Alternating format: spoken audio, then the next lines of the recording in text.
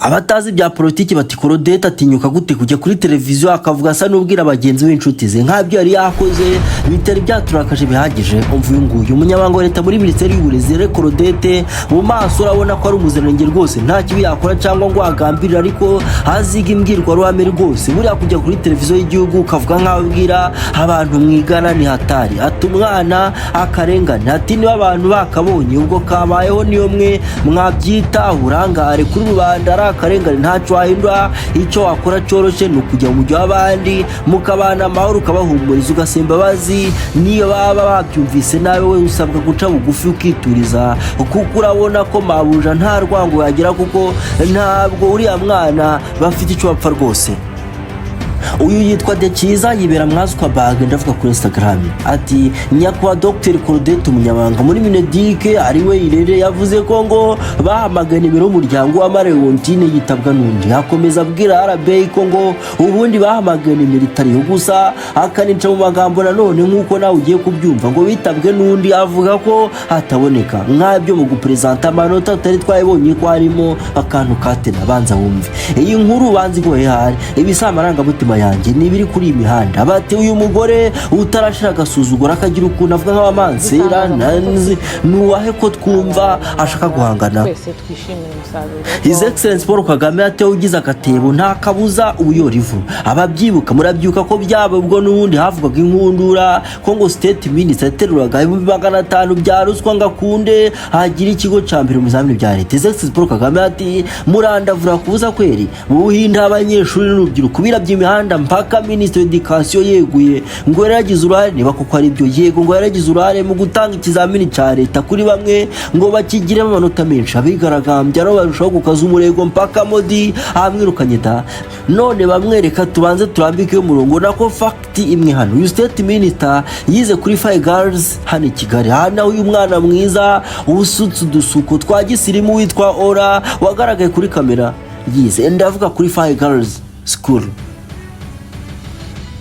Narakubwiye ngo uzaba umusirimu wawe usaba bizi cyamaranga mutima korango bamenye ko yasunikiye minister kugira ibyo durubanganya yitwa Jean Claude hashaka neza n'umuyobozi mukuru ushinzwe itangazamakuru muri minisiteri y'uburezi no wasomye amanota yavuze ko umwana wawe wa mbere ari Rwandin ariko akaba atabashe kuhagera ariko mu gihe avuga ko ibyo yahitaga yica magambo atariko babaye abambere babiri nyuma arasoma Rwandin bambwiye ko atabonetse kireka niba haruzi ko byahindutse ahita akomeza Rwandin wabaye wa mbere afite 98.7% muri sare habuze n'uyu numwe uko mamashi yahita somo wabaye wa kabiri hari kuko amusoma no harimo akabazo ati hanyuma umunyeshuri wamukurikiye ariko baranganya yitwa Musonga Isimbi Ora ati nawe yagize amanota 98.7%. Ikibazo cy'Useni n'ukubera ikibombi batizwa mbere kandi banganya amanota Ora yagizwe wa kabiri kandi bananganya n'ibice D unakurikije alphabet Rwandin ariko wa kabiri kuko izina rye ritangizwa na U wa Maria ako kaba katwisobye kereka niba ibice wabisomye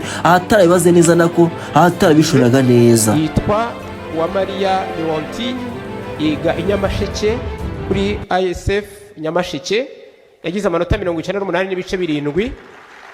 Ntabwo yahageze keretse abari hano bambwiye ko yaje kuhagera nyuma.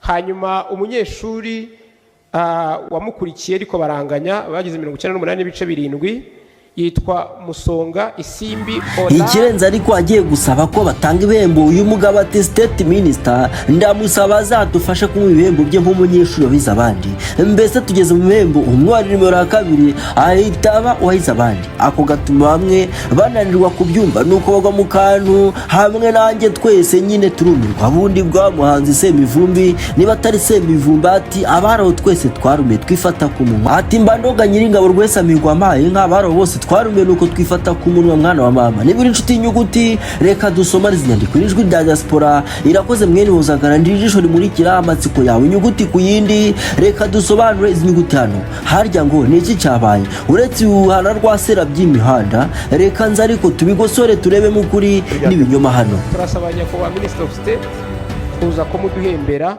kuko yahize abandi mu ciciro rusange ego tambuka gitore murabona umwana w'umukobwa wabahize nangiye kumena amabanga ko bize hamwe ariko ubwo ntago nabivuze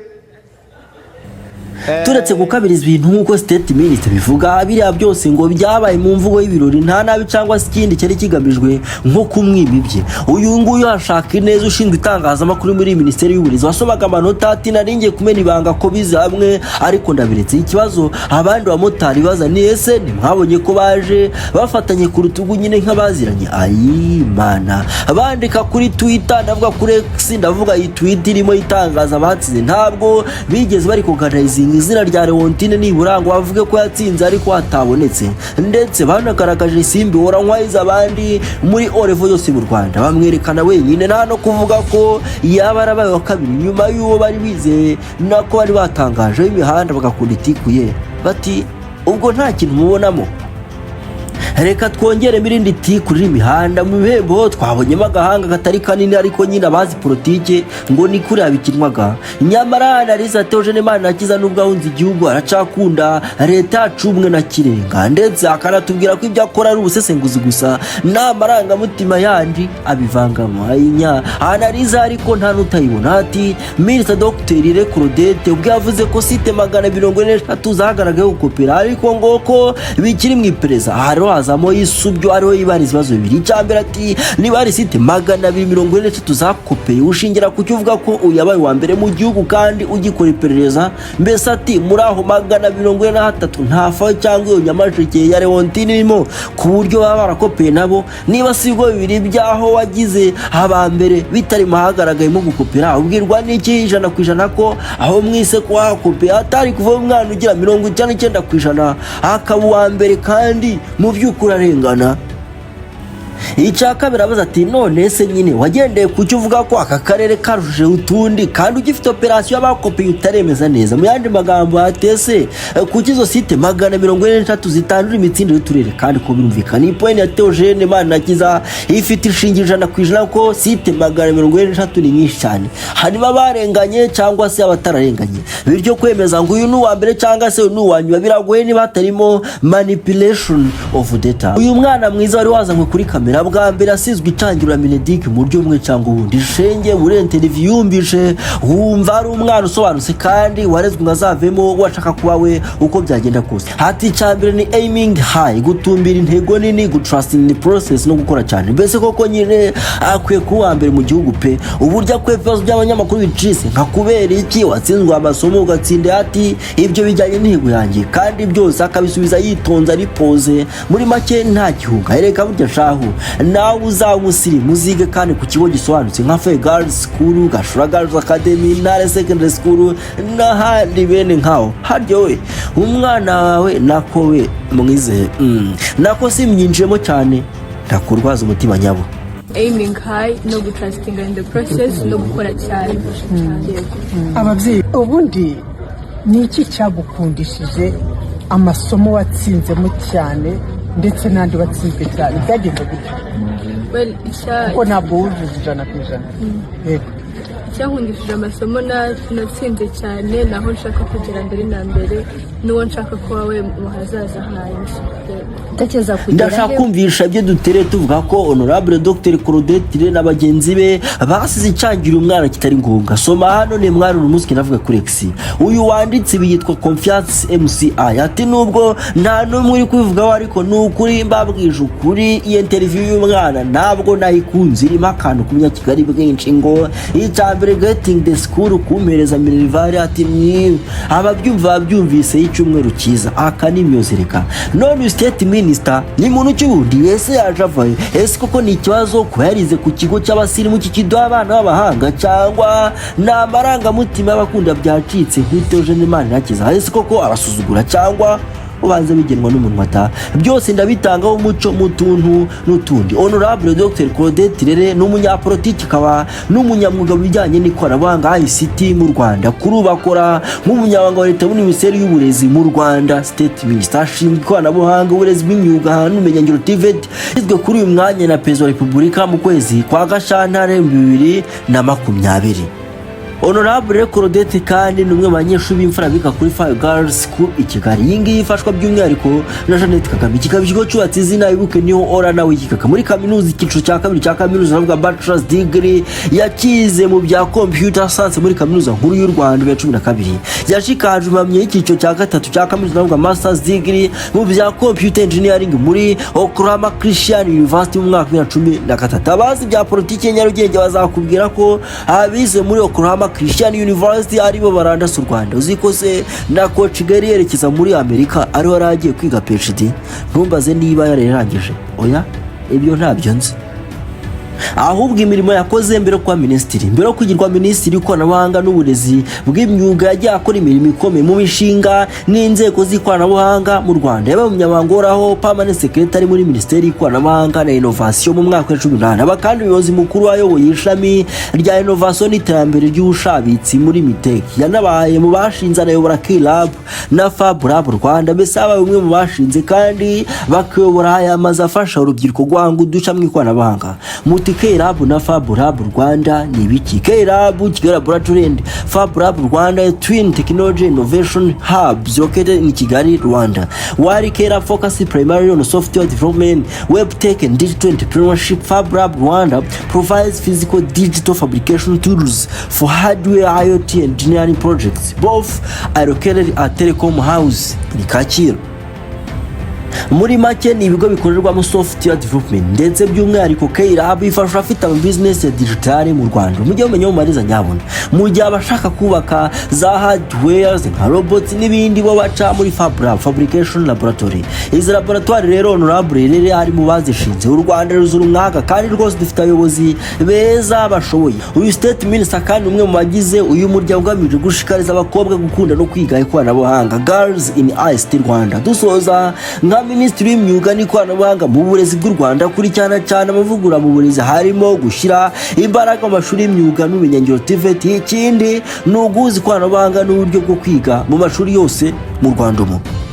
Ngo imfuro zisezeraniye niho zihurira. Reka mpere ku bitamatsiko kurusha ibindi ngaruka ku buzima bwe bwite. Ndavuga ubuzima bwa minister wacu Dr. Erixson Kabera.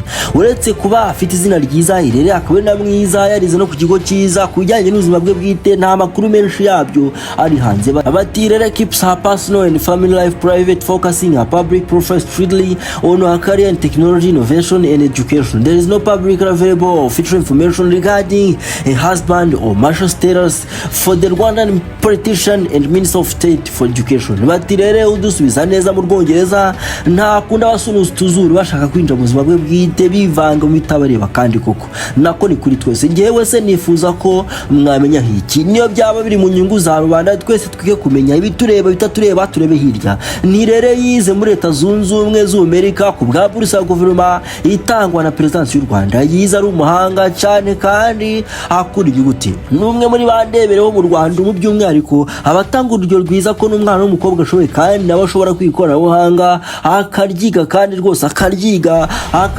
urugero rwiza. Avuga ko akiri umwana yakubaganaga cyane ko nubwo avukiye agakurira mu mujyi wa Kigali muri Gasabo. Ati ntabwo nari wa mwana w'umunyamujyi rwose, hari igihe ndavuga ku ishuri aho gutaha nkajya kwitembera gusura Minisiteri y'Uburezi ngiye kurya umunyenga.